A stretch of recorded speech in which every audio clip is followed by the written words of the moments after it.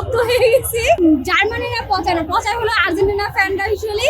তো আমি বলবো তারা কি আর্জেন্টিনা কি মানে জার্মানির ছেলেরা কি যে এত ডিপেন্ড করতেছে, এটা তো তাদের গর্ব না, জার্মানির গর্ব। হোপফুল, বাট নেইমার যদি ইনজার্ড থাকে পুরোটা টাইম তাহলে মানে একটু হলো আশা কম থাকবে, বাট স্টিল হোপফুল। না মানে মেসি হ্যাট্রিক করছে, নিজে একা হ্যাট্রিক করছে, ওটা অবভিয়াসলি অ্যাপ্রিশিয়েটেবল, বাট এখানে চোহাও তো দুইটা করছে, খারাপ না, আবার ভিনি করছে। So we are happy with the result. High আপাতত অনেক হাই এক্সপেকটেশন আছে, সামনে সেমিফাইনাল ফাইনাল পর্যন্ত দেখি যাই ইনশাল্লাহ।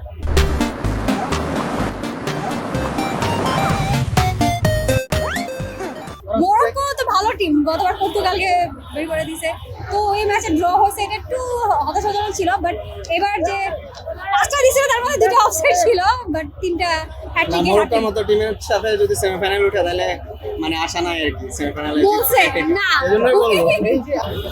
হ্যাঁ অ্যাটলিস্ট 5 কি মানে লাস্টে অ্যাটলিস্ট 4 আশা করছিলাম যে মানে টোটাল গোল মানে 4 হবে, কিন্তু দু অফসাইড ছাড়াই, কিন্তু হয় নাই। বাট জিতছি তো, এন্ড অফ দ্য ডে জিতছি, বুঝতে পারছি। বাট আমার মনে হয় ইয়াং তো এখনো তাড়াতাড়ি রিকভার করতে পারবে।